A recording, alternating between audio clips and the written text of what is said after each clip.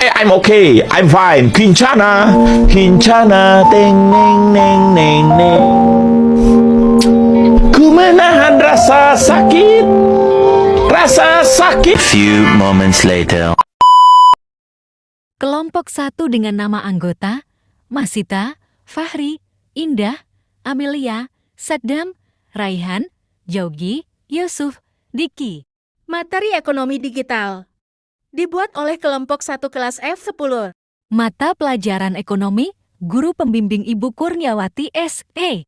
Ekonomi digital didefinisikan oleh Amir Hatman sebagai the virtual arena in which business actually is conducted, value is traded, and exchanged, transactions occur, and one-to-one relationship mature, by using an internet initiative as medium of exchange.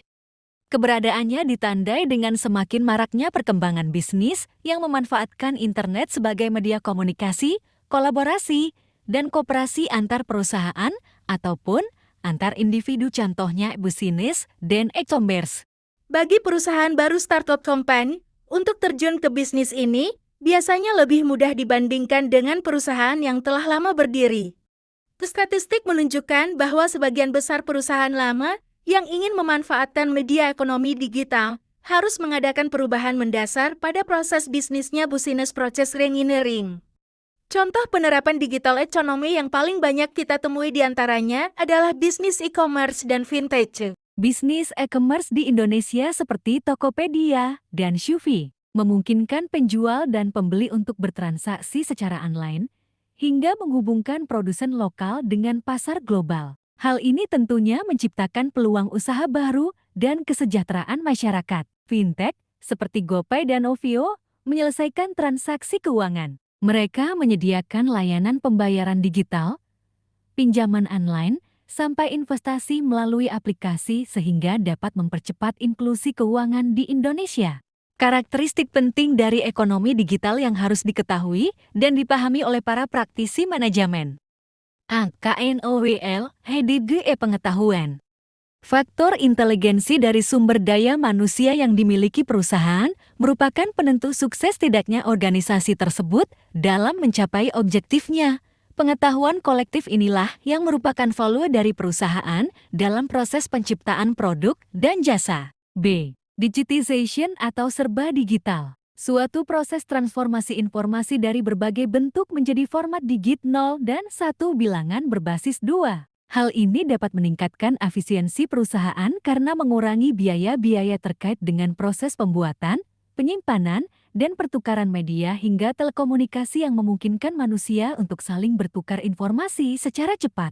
C. Virtualization atau serba virtual. Di dalam dunia maya, seorang pelanggan hanya berhadapan dengan sebuah situs internet sebagai sebuah perusahaan bisnis to consumer, demikian pula relasi antara berbagai perusahaan yang ingin saling bekerja sama bisnis to bisnis. Dalam menjalankan hubungan bisnis, proses yang terjadi lebih pada transaksi pertukaran data dan informasi secara virtual, tanpa kehadiran fisik antara pihak-pihak atau individu yang melakukan transaksi secara online dan real-time.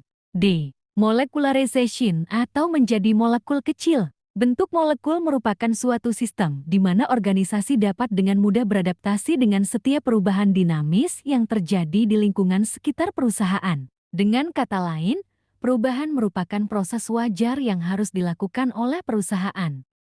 Internetworking atau terintegrasi.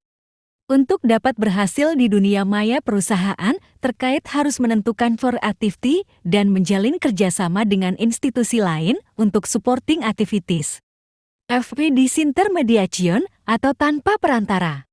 Ciri khas lain dari arena ekonomi digital adalah kecenderungan berkurangnya mediator broker sebagai perantara terjadinya transaksi antara pemasok dan pelanggan. J. Konvergensi atau menyatu. Kunci sukses perusahaan dalam bisnis internet terletak pada tingkat kemampuan dan kualitas perusahaan dalam mengkonvergensikan 3 sektor industri, yaitu computing, communications, dan content. Innovation atau penuh inovasi. Keunggulan kompetitif competitive advantage sangat sulit dipertahankan mengingat apa yang dilakukan seseorang atau perusahaan internet lain sangat mudah untuk ditiru. Oleh karena itulah inovasi secara cepat dan terus-menerus dibutuhkan agar sebuah perusahaan dapat bertahan.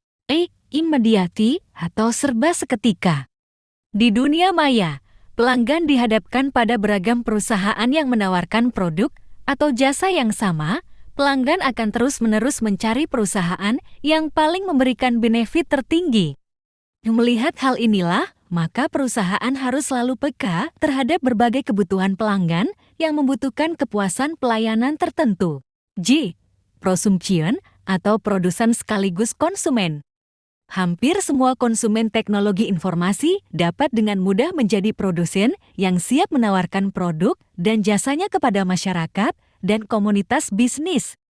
Globalization atau mendunia. Esensi dari globalisasi adalah runtuhnya batas-batas ruang dan waktu time and space. Seorang kapitalis murni akan cenderung untuk melakukan bisnisnya dari sebuah tempat yang murah dan nyaman, menjual produk dan jasanya kepada masyarakat yang kaya, dan hasil keuntungannya akan ditransfer dan disimpan di bank yang paling aman dan memberikan hasil tinggi.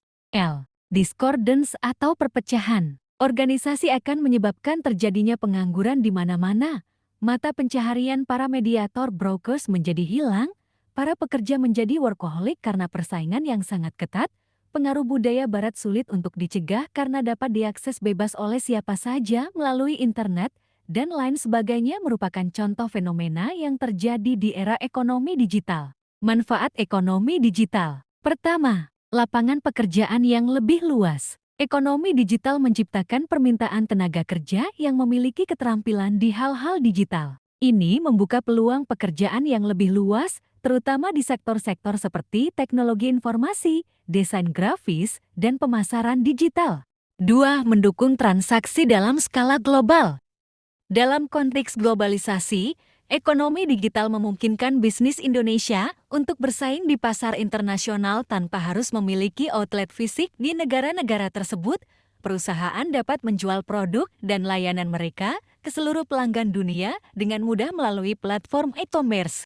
Ketiga, memperkuat ketahanan bisnis dan perekonomian. Ketahanan bisnis menjadi penting dalam menghadapi berbagai tantangan eksternal seperti krisis ekonomi global atau pandemi. Bisnis yang telah mengadopsi model digital akan lebih fleksibel dan mampu beroperasi dalam berbagai kondisi. Keempat, ketersediaan informasi yang lebih besar. Internet memungkinkan konsumen mempunyai lebih banyak informasi dan pilihan. Selain itu, mereka juga akan lebih mudah mencari merek terbaik yang mereka inginkan, serta membandingkan harga dari satu toko dengan toko lain. 5. Lebih menghemat waktu. Sebelumnya, jika kita ingin membeli perlengkapan kantor, kita harus ke kota untuk membelinya. Sekarang, pemesanan dan pembayaran bisa dilakukan dari rumah dan kita tinggal menunggu saja. Ini tentu sangat menghemat biaya dan waktu. 6. Menghemat biaya. Bagi sebuah perusahaan dan ekonomi digital membantu menghemat sewa gedung karena sebagian aktivitas dapat dilakukan melalui internet. Ini memungkinkan biaya yang lebih rendah dan menghasilkan harga jual yang lebih murah. Ketujuh, menurunkan hambatan. Hadirnya ekonomi digital telah membawa banyak layanan baru yang tidak terbayangkan sebelumnya, mulai dari layanan pesan antar ke rumah untuk bahan makanan hingga aplikasi kencan. Tantangan dan peluang dalam ekonomi digital. Tantangan. Pertama, perlindungan data pribadi. Kedua, keamanan cyber. Ketiga, ketimpangan digital. Peluang, 1. Pendidikan dan pelatihan menjadi kunci untuk mempersiapkan tenaga kerja Indonesia agar siap bersaing dalam ekonomi digital global. 2. Indonesia perlu mempersiapkan SDM yang memiliki pemahaman dan keterampilan dalam bidang ini. Program pendidikan seperti Master of Digital Economy adalah langkah awal yang penting dalam menciptakan SDM yang siap bersaing di dunia digital economy. Terima kasih.